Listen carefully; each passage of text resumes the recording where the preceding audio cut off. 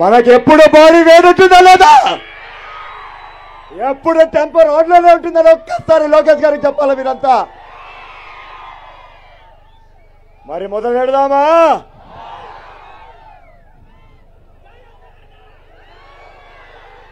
అప్పుడే వద్దు, రిలాక్స్గా ఉండండి అందరూ.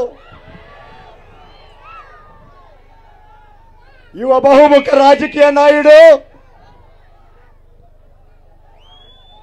హలో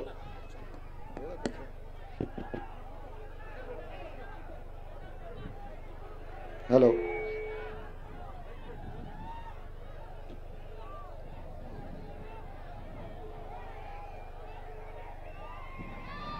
యువ బహుముఖ రాజకీయ నాయకుడు,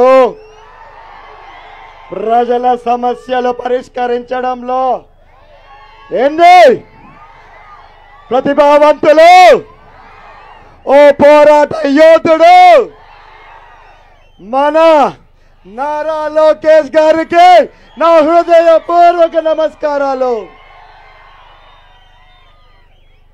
కేవలం నేను బాగుంటే చాలనుకునే ఈ రోజుల్లో నాకు ఏమైనా పర్లేదు, నా రాష్ట్రం నా రాష్ట్ర ప్రజలు బాగుంటే చాలని ముందుకొచ్చిన ప్రతి ఒక్క జన త్యాగ రాజులకి నా హృదయపూర్వక నమస్కారాలు. అంతే కదా, త్యాగమూర్తులే కదా మన జైన సైనికులు, అవునా కాదా? అదేవిధంగా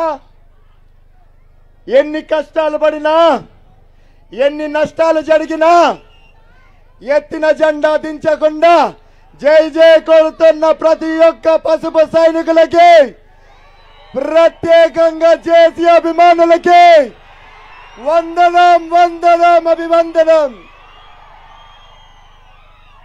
అన్నా లోకేష్ అన్నా, ఈరోజు నేను పార్టీ తరఫున మాట్లాడడానికి రాలేదు, కానీ మా ప్రజలు తాడి ప్రజల తరఫున మాట్లాడడానికి కోసం మీ ముందుకు వచ్చాను. First and foremost I would like to talk to you regarding our municipality. అన్నా, నేను ఇటు తిరిగి మాట్లాడటం మేలేమో, ఎందుకంటే నేను వాళ్ళ గురించి మాట్లాడుతున్నా మీతో. అన్నా, ఈ తాడిపత్రి మున్సిపాలిటీ అనేది ఒక కళ అన్న. దాదాపు 40 ఏళ్ల నుంచి కళ కంటే అప్పుడు శాసనసభ్యులు అయితేనేమి, అప్పుడు కౌన్సిలర్లు అయితేనేమి, అప్పుడు తాడిపత్రి ప్రజలైతేనేమి ఇటుగా పేర్చుకుంటా ఈ రోజు ఒక నంబర్ 1 మున్సిపాలిటీగా తీర్చిదిద్దుకున్నారన్న.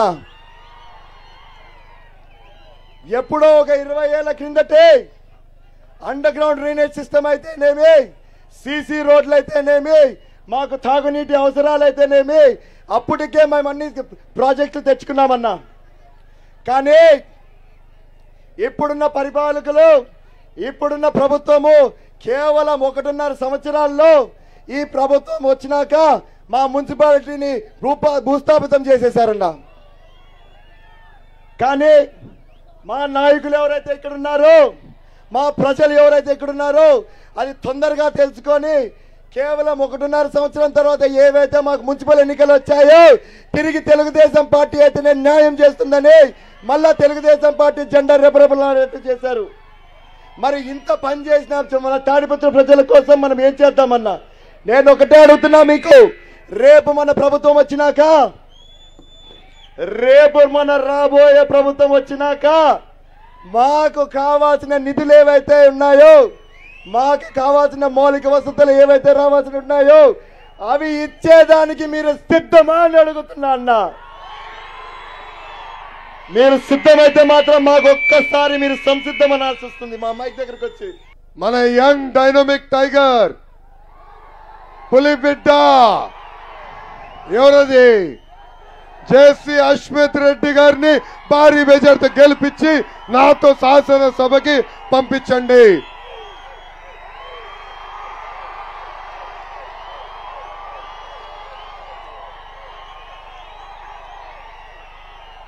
నేను ఇచ్చే హామీలు మేమిద్దరం నిలబెట్టుకుంటాం. మొదటి, పెండగల్లు ప్రాజెక్ట్ పెండింగ్ వర్క్లని పూర్తి చేస్తాం. మూసిపోయిన ప్రతి గ్రనైట్ ఫ్యాక్టరీకి ఇన్సెంటివ్స్ ఇచ్చి తెరిపించే బాధ్యత మేము తీసుకుంటాం. ఒకప్పుడు 1300 ఫ్యాక్టరీలు ఉండేది, దాంట్లో ఇప్పుడు దాదాపు 80% మూతపడే పరిస్థితి. కరెంటు ఛార్జీలు పెంచారు. అక్కడ పెద్ద పిల్లి ట్యాక్స్ వేస్తే ఇక్కడ చిన్న పిల్లి మియావని ట్యాక్స్ వేస్తాడు, వేధిస్తాడు. అందుకే మీరు ఇబ్బంది పడుతున్నారు. మూసేసిన ఫ్యాక్టరీలన్నీ తెరిపించే బాధ్యత మేము తీసుకుంటాం. చేనేత సోదరులు కూడా అనేక ఇబ్బందులు ఎదుర్కొంటున్నారు. నాకు తెలుసు, నా మంగళగిరి నియోజకవర్గంలో కూడా చేనేత సోదరులు ఎక్కువ శాతం మంది ఉన్నారు. నేను అక్కడ టాటా వాళ్ళతో ఒప్పందం కుదుర్చుకుని వీవర్శాల ఏర్పాటు చేశా. చేనేత సోదరుల ఆదాయం రెట్టింపు చేశా. అదే ప్రాజెక్ట్ తాడపత్రికి తీసుకొచ్చే బాధ్యత నేను తీసుకుంటా. గతంలో యాన్ సబ్సిడీ వచ్చేది, కలర్ సబ్సిడీ వచ్చేది, పట్టు సబ్సిడీ వచ్చేది. సొంత మగ్గాలున్న చేనేత సోదరులకి 200 యూనిట్ కరెంట్లు ఉచితంగా ఇచ్చేవాళ్ళం.